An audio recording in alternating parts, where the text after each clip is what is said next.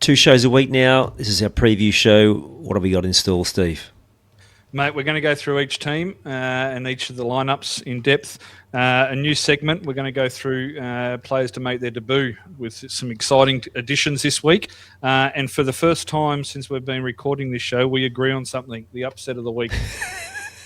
Absolutely. We're also going to look at the game of the round and our lock of the week, and an opportunity for you to be involved in the Sport is Life podcast in the NRL episodes. So make sure you check that out as well. I'm Ian Hawkins, and this is Sport is Life. The purpose of sport, as I see it, is to see your vision become a reality. Find your voice, create strong connections, and learn to trust your body.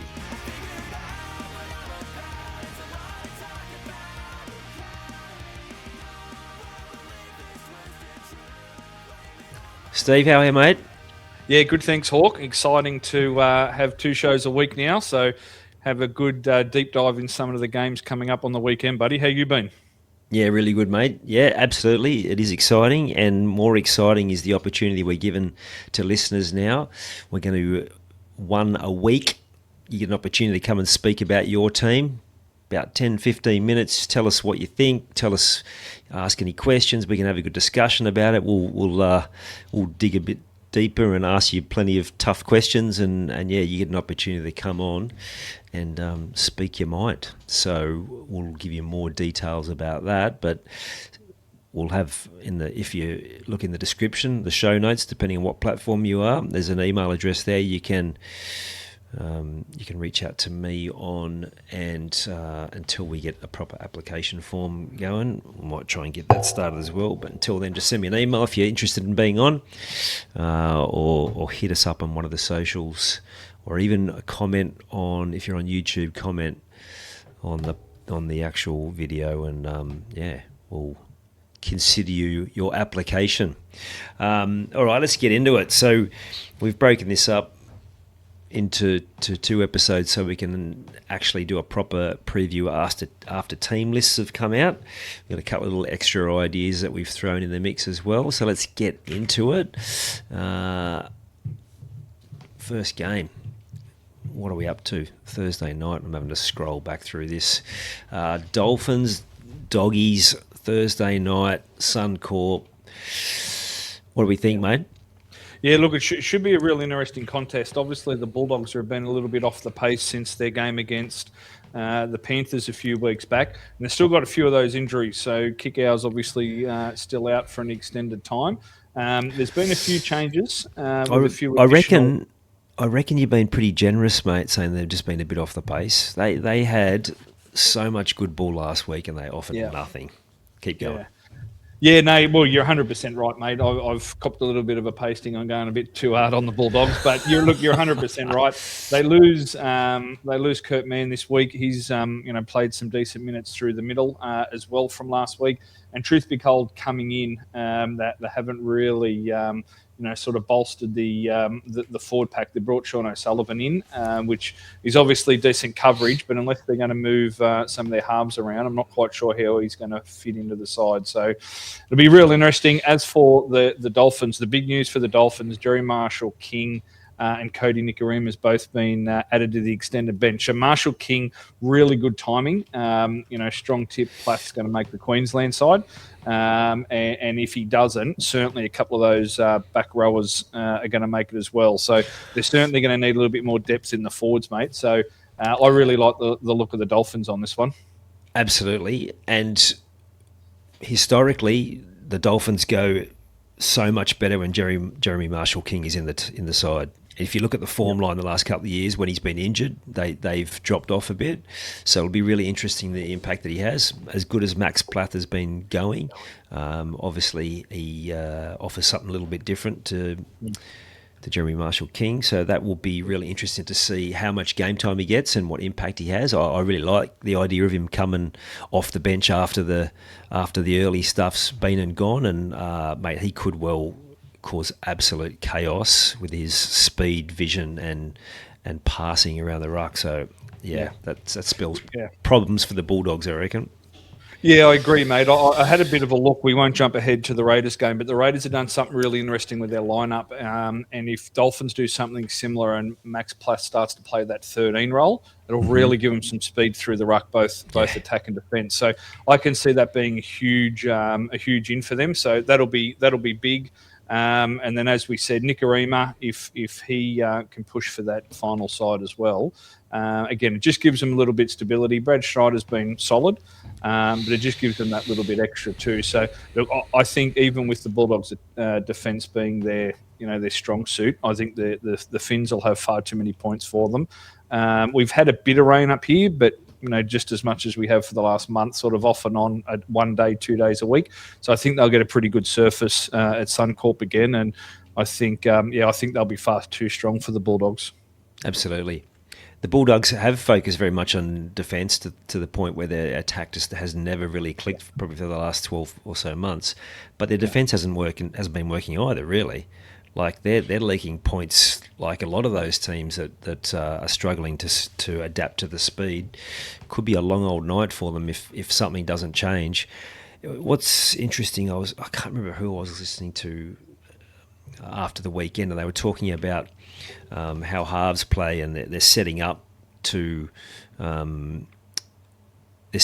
play in that final 20 to actually put something on, whereas it looks like the Dogs are just playing shape for the sake of playing shape, and the only time that it looks like something's going to happen is Galvin, when he's just instinctively picking out the weakness and looking for something just off the cuff. So it'll be interesting to see if anything shifts there. It wouldn't at all surprise me if they do pull the trigger and put Sean O'Sullivan in.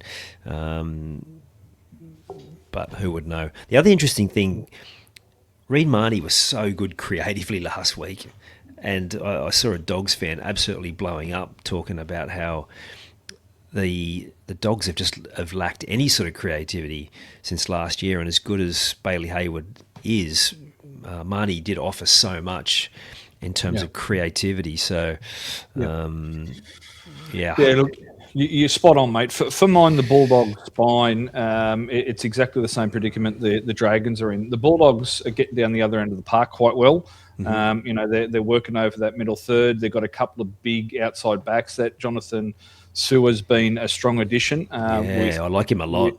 Yeah, exactly, with Carraz out. So, but when they get down the other end of the park, they're scoring, they're just not converting those opportunities. Only 145 points. They only trail the Dragons. The Dragons are the only team to trail them. But then you go and look at their spine. Bailey Hayward isn't a traditional 9. He's been converted. We've argued till we're blue in the face. Galvin's not a 7. We think Burton, if he is going to be in the backs, probably a 6, but he's potentially starting to look at a centre or lock role. And Connor Tracy's hardly a creative fullback. So when you look at that spine, there's little wonder. Obviously, a lot's been made of their attacking coach, Holbrook, who come over from the Knights last year when the Knights struggled to score a point. So, mate, when you add all that up together, they simply aren't playing well enough with the ball in their hand. And to your point, the defence, while it's their strong suit, hasn't been anywhere near what it was last year either, mate. So, the creativity is certainly a problem for the Bulldogs. And it'll be really interesting to see how this plays out, because their fans are going to start to get louder and louder. And Gus and Serraldo are certainly going to be, they'll have the pitchforks out for them very, very quickly, mate, I think. They will. They've got some credit in the bank from the turnaround they've done from where they were a few years ago, but that's going to fast run out if something doesn't change soon. Yeah, spot on. Friday night, the 6 o'clock game, the graveyard game. I'm rarely home for the kickoff of this, and often having to play catch up through the breaks in play, half times and so on over the 2 games. Yep. But Roosters Titans. Roosters hitting absolute peak form, and Titans, they've got some footy in them, but they're just not hitting high enough completion rates, and this could be another one that gets away from the Titans very quickly on Friday. Yeah, spot on, mate. For mine, this will be the Roosters by how many? There's a couple of interesting injuries. They've lost Marky Mark off one of the stings, and Lindsay Collins is out as well. So two of their better performers over the last couple of weeks. But to your point, mate, they've just really hit a purple patch, and they're looking really good. So Billy Smith's been included back into the squad on 22. So it'll be interesting to see what they do there with Hugo Savala. So while he certainly had his lapses in defence defending that one extra wide, he's been very, very solid and has performed well in the centres for him. So they got big raps on Billy Smith. So it'll be interesting to see how that unfolds. But they look really strong. And then on the opposite side, mate, with the Titans, we'll get to him later in the show with a bit of a debut announcement. But Zayn Harrison takes the 7 for the Titans. So pretty big occasion to come up against the Roosters in your debut as a number 7. But for mine, mate, I think the Roosters have just once again, like the last game, I think the Roosters will have far too many points in them for the Titans. Agree. I wouldn't even be surprised if we see Billy Smith come in. He's tough as nails. I remember Brad Arthur went after him pretty hard a few years back, even though he was still seeing a fair few injuries then, just because that's the sort of player that Brad Arthur liked, that real aggressive and hard player. What a great story, though, Cody Ramsey. You would have seen some of the interviews and just so emotional. I know you know a lot about his story as a Dragons fan. What a legend. Like to have that resilience and just that determination to come back. I heard a quote this week when he first got the illness and he was talking to the doctors about when he'd be able to come back and play, and they're like, mate, you can forget playing. This is about seeing if you can actually live through this. That's how bad he got. So what a great story. Yeah, it's one of those stories that transcend the game and transcend whoever you support. Just good to see a young bloke like that be able to play the game he loves. He's got a young family. As you said, we heard a lot about it when he was at the Dragons. And the way he's handled himself too, you can tell he's clearly a shy bloke who doesn't spend a lot of time in front of the media. But the last couple of weeks, they've had post-game interviews with him. He spoke well of the Dragons. He spoke really well of the Roosters. Just a real humble, nice guy. So it was bloody awesome to see him out there having a crack and enjoying himself, mate. So that was real good. Yeah, big one for me, mate. These team lists only dropped on Tuesday, and I refuse to watch the program anymore, mate. But it's interesting to see if Anasta carries on the way he did about Lachlan Ilias getting dropped by I was about to say the same thing. Yeah. Put simply, he carried on like a goose for 6 months when Ilias wasn't getting picked for the Dragons. Now, what are we, 10 games in? And here we go. Ilias has been dropped for a 19-year-old rookie. So if Anasta can't quickly figure out that Ilias is a Q Cup player or he's got to go to England, I don't know what more he needs. But hopefully this will slow Anasta down with his blatant political crap that he was carrying on about on 360, mate. Yeah, absolutely. That game when the Titans absolutely smashed Para, we were talking about it in the stands, how the amount of times that Ilias actually made a mistake, passed it behind someone when they had an overlap. He actually bombed about 3 or 4 chances in that first half, even though they led by 30. And he reminds me a little bit of a few different halves that have gone to England, that like Blake Green couldn't quite crack it for first grade. Brody Croft, they couldn't crack it for first grade, but we're sort of inconsistent, sort of in and out of the team. Fringe first graders, they go to the UK, they get some real confidence, and so there's still a possibility. But right now at this moment, he's not at first grade standard, and yes, it will be interesting to see. You imagine it's going to go very quiet there. The other interesting one from this game, Spencer Leniu gets a starting spot. We talked about on Monday that he got 14 minutes for one run. You imagine he'll be off the chain and ripping in, so it'll be interesting to see how that unfolds as well. Yeah, it will be. There's talk that the Roosters aren't keen on re-signing him. So while I'm sure there'll be other teams out there that are willing to put pen to paper for him, he needs to get a bit of a roll on and show some performances. Both Butcher boys are on the bench. I don't think they're going to be in any danger of losing this one. But Robson will want to see something from Lenu, or I don't think he'll be spending much time on the field again this week, mate. Yep. Now, this next one, the 8 o'clock game, Cowboys-Eels, this obviously seems like a no-brainer that the Cowboys will win and win well. As a Para fan, obviously, I'm looking at it closer than most. When we are able to get in the grind, hang on to the ball, trade sets, we're in every game. But it's when we go on these runs of dropping balls for consecutive sets, ill discipline in defence, we get a few 6-agains against us, a couple of penalties, then we're not good enough to defend multiple sets on our own line, and then it just gets out of hand. So I think this is one that if we can hang on to the ball, because the Cowboys can be a bit guilty of that as well.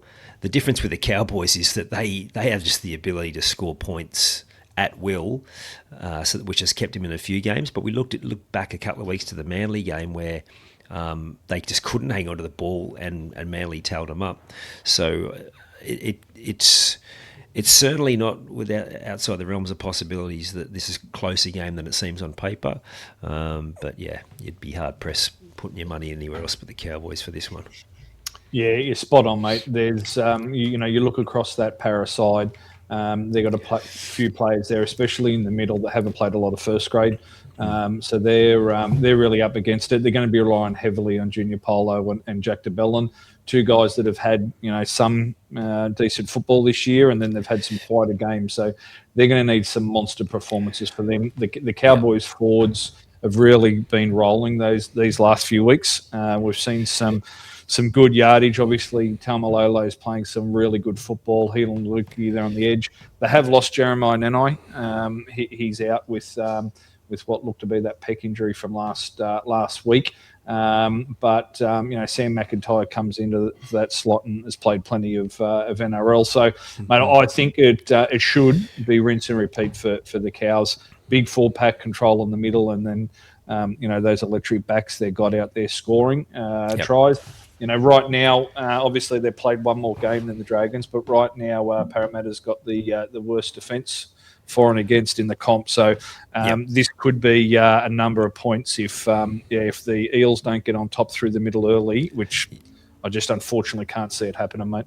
No, that's right. Well, we don't have any problem scoring points. We just can't. Yeah, like I said, we can struggle when the ruck gets out of control. And the four, if there's one team that's benefited from this new speed of the ruck, it's the Cowboys.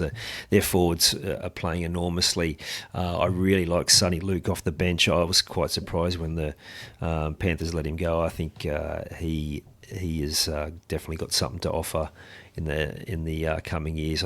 He's got a bit of speed. He's got a bit of he's a bit silky actually. So he's complements Marnie well. And like you said, they've just got speed to burn out wide. So could be a long old night.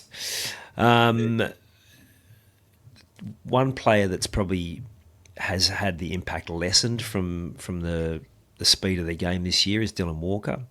He, like last year when he came to the club, there was like a stat at one point where Para were plus 20 when he was on the field and minus 10 when he was off, whereas he hasn't had as bigger impact, and that's probably to do with just the speed of the game, and I can only imagine that's got something to do with it because he certainly hasn't been as effective. Let's get to the first of the Saturday games, Dragons Knights. Give us something positive, mate. Have they got anyone back from injury?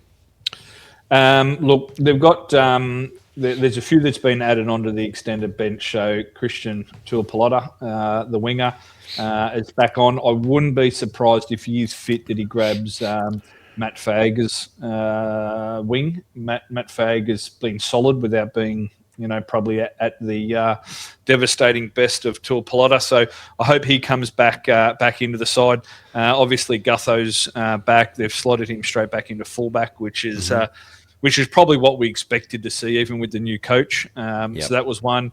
And then Dylan Egan is also been named back in the side as well. So, look, certainly some pluses. It's a stronger side than what it was last week. We've lost Luciano, with that tackle on a suspension. But Dylan Egan is one bloody good footballer that's going to replace him on the edge. So I actually like, if you look at the forward pack, both Couchman, Dylan Egan, Hamish Stewart. You add Keon Clomatangi next year. All of a sudden, it's a young pack with Keon leading them. It looks good for the future. Obviously, this game's going to be extremely tough, but I like the look of that side a little bit better than what we've had in the past few weeks. But look, the Knights look like they're on a roll. If you look at that back line, Ponga, Young, Gagai, Best, Marzu, Sharp, Brown, like, mate, that's starting to get in the territory of some of the better back lines in the competition. So Dragons are going to be up against it, no question, mate. Absolutely, yeah. I'm a fan of Dylan Egan. We've talked about this young forward pack for the Dragons that have unfortunately fallen foul of injury the last sort of 12 months. But what an opportunity with Luciano going out. One thing that I really liked about the Knights last week, Kalen Ponga, he played tough.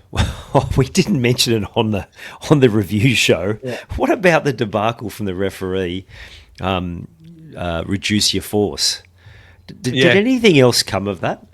I've seen some articles where they've basically taken the piss out of it, which I can't, I can't argue with. But that's. I genuinely worry, mate, and we can't turn this podcast into us banging on the referees every week or Volandis every week. But I genuinely worry about where we're getting to. There were jokes around halfbacks and spine players wearing different coloured jerseys, so you don't tackle them too hard. Like, as long as it's not illegal, you've been brought up since you were 6 to belt the snot out of the key playmakers in the other side. So. Yeah, I genuinely hope that was just a brain fart by the referee and normal programming resumes, mate. But let's see what happens. Yeah, absolutely. Crazy. We talked about the start of the year with the Knights, that young forward pack, and maybe they'd come up short, but they've actually proven to be significantly better than we thought. They're starting to look like a really good team, and they are just so good to watch. I mean, that first 20 minutes last weekend against the Bunnies, they were red hot, and they are a must watch team now. What a sight no question, week. Mate. Full There's house. A few sorry, mate. We spoke about Trey Mooney, Dylan Lucas, Croker, McEwen, some of these guys that didn't have a real big reputation. Dylan Lucas had a fairly solid year last year, but didn't have a big reputation, hadn't played a lot of NRL, but they're just having really good seasons. And with that back line they've got, if the Knights can hold the middle, don't even need to dominate, just hold and get your fair share of territory, that back line's going to cause absolute carnage. So, if you're a Knights fan right now, you're bloody up and about and you're enjoying watching your team play. Absolutely. Now, this next one, the 5:30 game, Bunnies Sharks, I was just like looking through some of the more recent scores of the Sharks, and they got beaten by the Cowboys. Well, it turns out the Cowboys are a pretty good side, and the Sharks just didn't hang on to the ball that game. They got beaten by the Roosters, who turns out they're a pretty handy football team now. They beat the Warriors. They beat the Raiders. We talked about the Dolphins game where they'd come off an absolute battering from the Panthers the week before. I actually really like them in this one. I think they are building nicely, and maybe they've just got to that point where they've worked out the game, how the game needs to be played this year. Love to hear your thoughts, mate. Yeah, I couldn't agree more, mate. I might be wrong here, but I think Katoa is the only injury that they're carrying at the moment. And with Harodi there doing his job on the wing, they've been really impressive. So I think you're 100% right, mate. I think we're a little bit too harsh on the Sharks early on a couple of those losses. And if you look back now the way other games have panned out, it's not like they've gone on a shock and run. So I'm really surprised with this one. The market's saying South are favourites. I can see the Sharks winning here. Their forward packs at full strength. It's really looking strong. Blake Laley's really coming to the fore.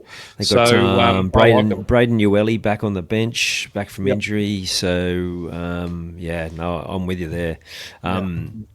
the Bunnies have got Jack Whiten out. He can be one of those players that really galvanises a team. Campbell Grain's 150th. The scary thing for the Sharks is Latrell Mitchell in career best form. Like that try that he just barreled over the top of KP, that was ridiculously good, and he just is causing absolute chaos whenever he gets the ball out wide with a bit of space to move. We talked about on Monday how good he's got options. He's got the quick hands, he's got the big fend, and he just seems to be really enjoying himself, which is a concern for any opposition at the moment. Yeah, 100%, mate. Look, he's in. We've been talking about Herbie fairly extensively over the last few weeks, but Latrell's been matching him, if not bettering him at the moment. He's been in sensational form, career best for mine. This week, if I've got my right and lefts correct, I think he'll be up against Kale Iro. So that'll be a really interesting test. Iro plays really physical as well. So he's a decent size human being. So that'll be a real good test for Iro, just to see. He's been the young bull starting to come up and starting to get better. So that'll be a really important battle for them. If he can keep Latrell even to 80% of what he had been doing over the last few weeks, it'll be a huge win for him. But I just think that Latrell will be playing off the back foot a little bit here. I like the forwards for Cronulla to get over the top of South. South, obviously Duncan and Murray have been playing well. I think Kalamatangi seems to still have some sort of niggle or injury. So I think they're just a little bit lighter on in the forwards. So I think Cronulla will get on the front foot. And if they're playing on the back foot, Iro can hold Latrell to 80% of what he's been doing. I like the Sharks in this one to come up with back-to-back wins, mate. Yeah, me too. Lockie Hubner's the other one for the Bunnies. He's been coming off the bench and absolutely ripping and tearing. He's one of those guys you want on your team because he's got something about him. He's aggressive and loves to mix it up. Yeah. Have you heard what's going on with Jamie Humphries starting on the bench and then bringing in Ashton Ward to play 7? Is there anything there? Quite possibly. Yeah, I'll have to look into that because it seems, well, that must be a dropping or a demotion for Jamie Humphries. I thought he'd started the season off suspended. I thought he'd been going all right. So obviously they're not happy with it, and they're going to give Ashton Ward, who has played some first grade, but certainly not a lot. Yeah, he was injured earlier in the year, so maybe it's just he's back, and I don't. Again, I'm not like following it enough to know whether he played cup or what. But he was certainly favoured. He had a couple of really good games the back end of last year. He's only a small fella, but he's getting better. Well, he was getting better at the end of last year, and unfortunately he had that injury at the start of the year. There's obviously more to that than what we see. Now, I know we're going to do this at the end, but I'm going to call it now. We were talking about what our match of the round would be, and for me, it's this one. If you think back to the 90s when the Bronx come into the comp, this was always one of the matches of the round and a big rivalry, and I can see this one being a belter as well. Manly flying. They had a bit of a setback against Penrith, but if you can walk away from that one feeling pretty good about yourself when you've put on a performance like that against the team that's in the best form in the comp. The Bronx just keep turning up. No matter who they put out there, they just keep turning up, and they get a few more bodies back this week. They've got Ben Hunt's back in. They've got a couple of their fringe guys back on the bench. Also potential is it debutant for Xavier Coates' brother Philip? So quite possibly Joash Karapani looks like he is up against the clock, mate. So if he doesn't get over the line and get ready for game day, then Philip Coates will make his debut, which is pretty cool. But a couple of big outs, mate, with Reynolds and Stagg. They've been doing their best to try and hold it together, but that is a huge a huge kick in the guts for them, the poor old Bronx. So, look, it'll be interesting to see how it all unfolds, mate. But you listen to some of these names, Stagg,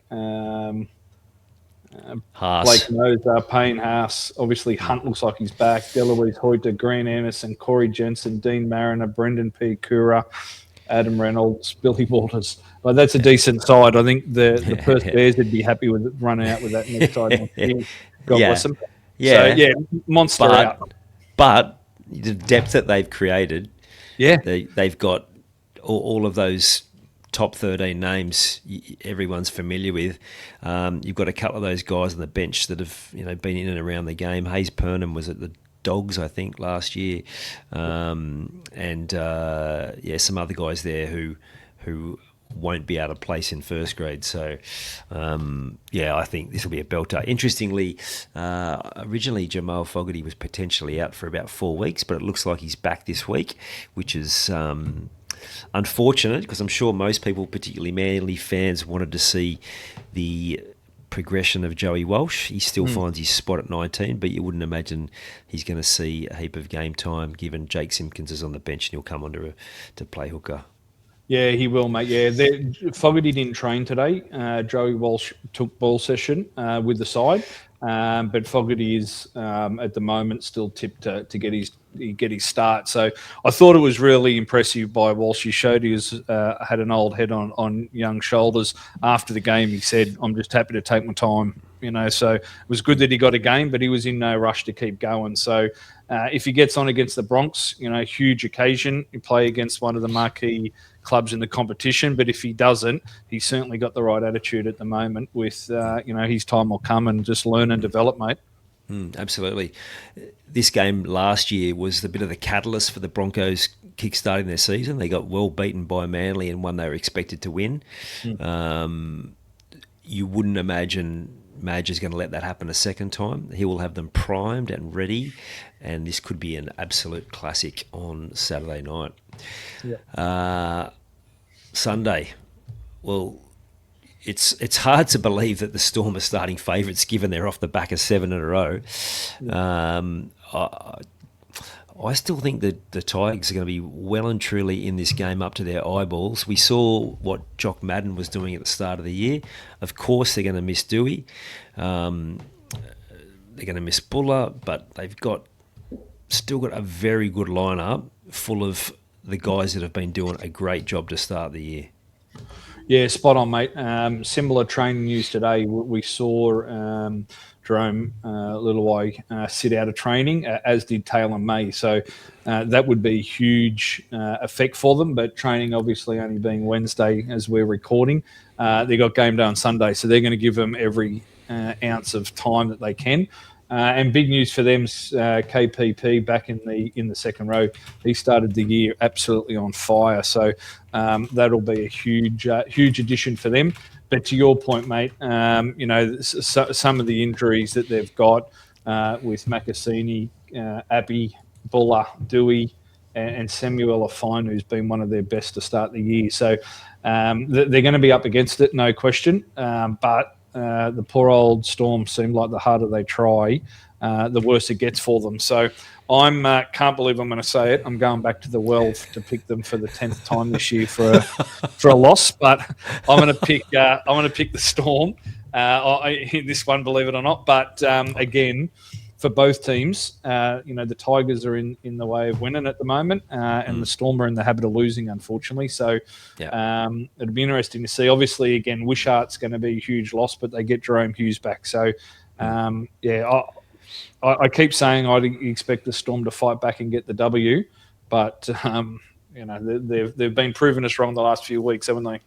Yeah, I can't pick them.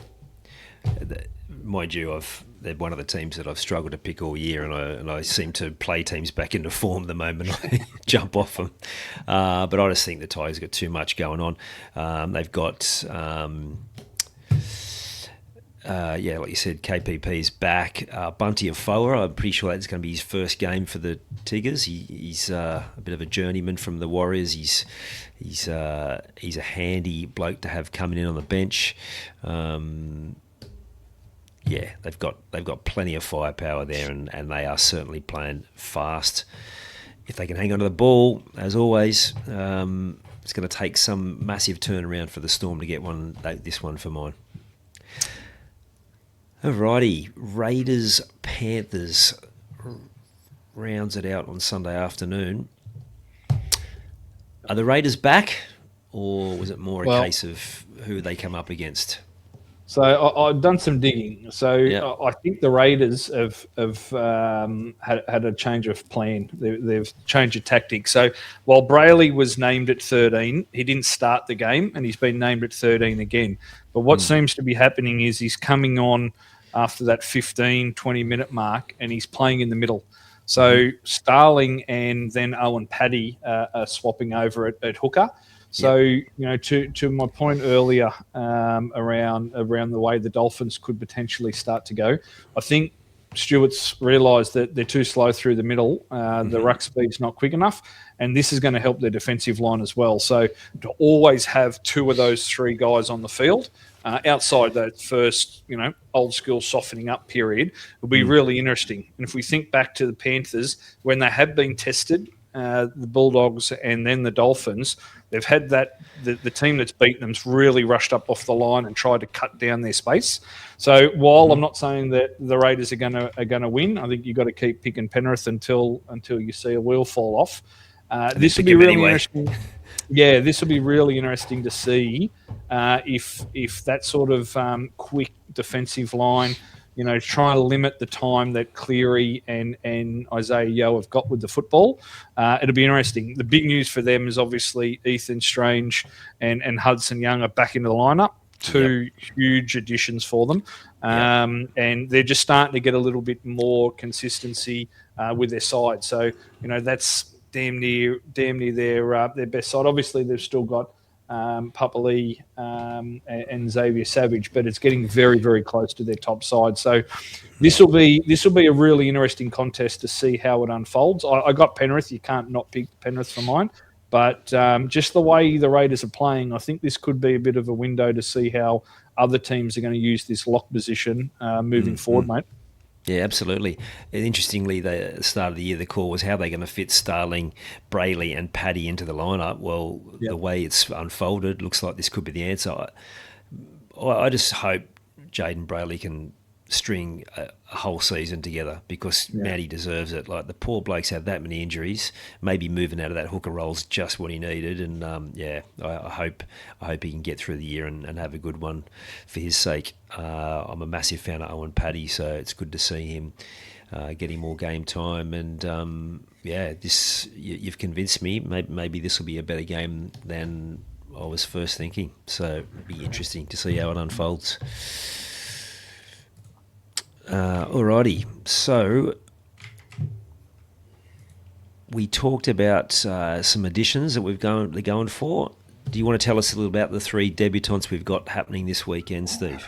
Yeah, pretty cool and exciting, mate. So three guys will be making their debut. So Zayn Harrison will be playing halfback for the Titans in his debut. So there's massive raps on this young fella. He's only just turned 20 a couple of months back now, and he's only a little fella. He's 176 and 84 kilos. So he's not a big man, but 2024 he had a huge season. So he won the Peter Sterling Medal, which is the schoolboy competition, and led his Palm Beach Currumbin, the big high school here on the Gold Coast, to the win.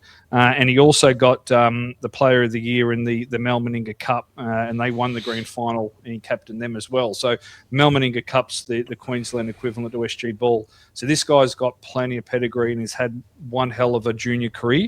There's big raps on him from Kieran Foran, who obviously spent a lot of time up here with the Titans and training him. So only a little fella. The 5 games in Q Cup this year, he scored 3 tries and had 3 try assists. So he's obviously got a little bit about him.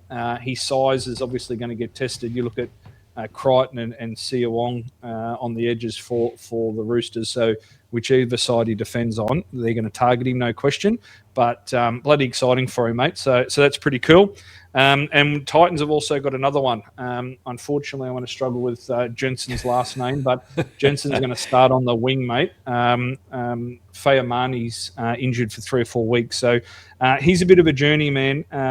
He's a big man. He's from Tweed Seagulls. Had a pretty big rap on him as a young fella, born in New Zealand, but he's had a few injuries. So he's had 22 tackle busts in his 5 games for the Q Cup. So word is with Jensen, and I spoke to our good mate Jacob Gagan about these two guys.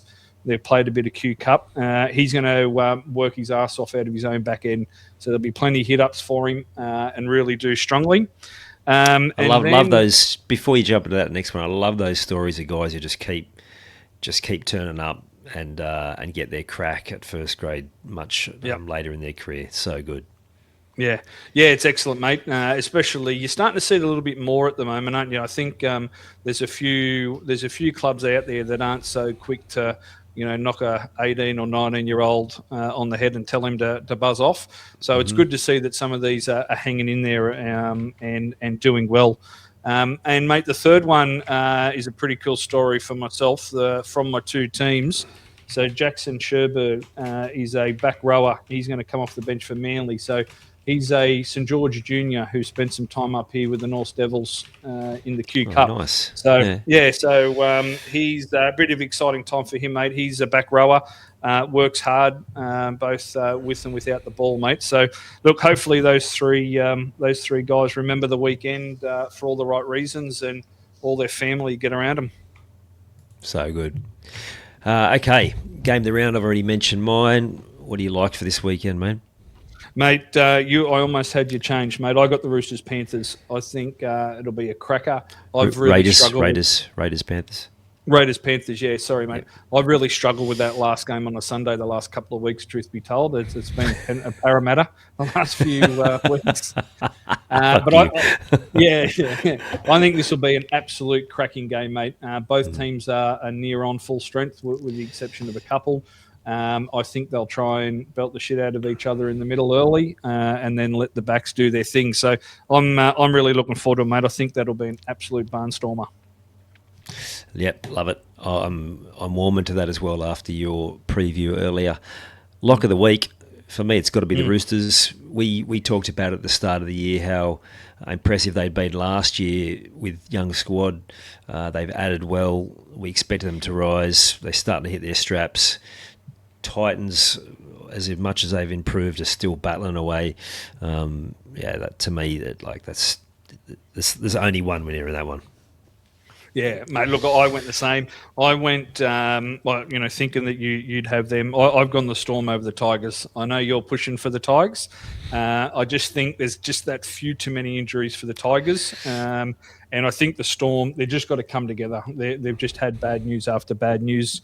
Obviously away from football with some family members, and we hope they're all on the up and up. But I just think they've got to come together, bite down on the mouth guard, and things will start turning for them. You can't knock their effort. So I think, just the bounce of the ball goes the right way for them a little bit more, and they could get that breakthrough. So I got the Storm. I don't know whether it's more hope than anything, but I think they'll get the chocolates against the Tigers. Is that your upset of the week? No, mate, that's the lock of the week. Mate, there's 7 losses in a row.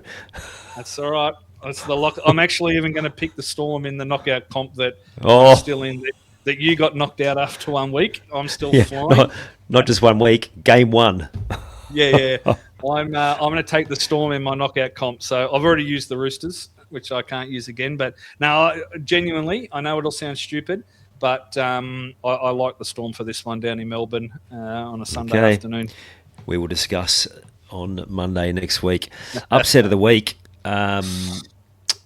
It's kind of not an upset, but according to the markets at the moment, it is, and that's the Sharks. I mentioned them before. Really like what they're doing, and they're on the rise. And it's 4th versus 8th, so it's not that big of an upset. But I think most people, and certainly the bookmakers, are saying it's a lock for the Bunnies. So, yeah, as for the life of me, I couldn't find anything else. I tried to mount a case for the Eels, but no, I couldn't even, as a bit of a joke, put that one. So, yeah. For me, the Sharkies. Yeah, I'm going to follow you in, mate. I think the Manly Broncos game could go either way, or with the way games have been going, they could all go either way, I suppose. But I think Manly Broncos could go either way. But as far as what the market has, I've got the Sharks winning. I think the Bunnies will just come off a little bit on the back of last week as well. And I'm going to back you in there, mate, and have the Sharks as my upset. Yep. We joked on the way to the Para Dogs game about surely you'd just put 100,000 on the Dogs at $1.20. And that's why you don't, because upsets happen and rugby league's renowned for it, so anything is possible. I think you're right. Alrighty, just a reminder, if you are interested in coming on the show and having your say and getting grilled about your team, because we've been pretty brutal on our own teams, even if we do come with some bias at times and looking for some positivity, but we'll give you an opportunity to say your piece. We'll certainly be kind, but we look forward to hearing from people who want to come on and talk, and not just about their own team, but just the game in general, anything you want to get off your chest. And so make sure you're hitting us up, and we'd love to have you on if you pass the rigorous screening process. Steve, anything else you want to add there? No, mate. Let's hope it's not a Canterbury or a Manly fan first up after the pounding I've been giving them. $1.02, it will not be both in an Astor after today's meeting, but after today's episode. But look, it'd be great just to have some fans on, right? At the end of the day, that's what we are, just giving our opinion. So we thought it'd be a good idea. We'd love to have, try and go through most of the clubs or all of the clubs. So if you're keen, subscribe and like and drop us a message and we'll get you on. Love it. Catch you next Tuesday for the review show. Cheers. You've taken the time to listen to this whole episode. Now it's time to take action. Commit to one thing you've learned today and make it happen. And to avoid any obstructions, join the Sport is Life movement by clicking on the link in the show notes.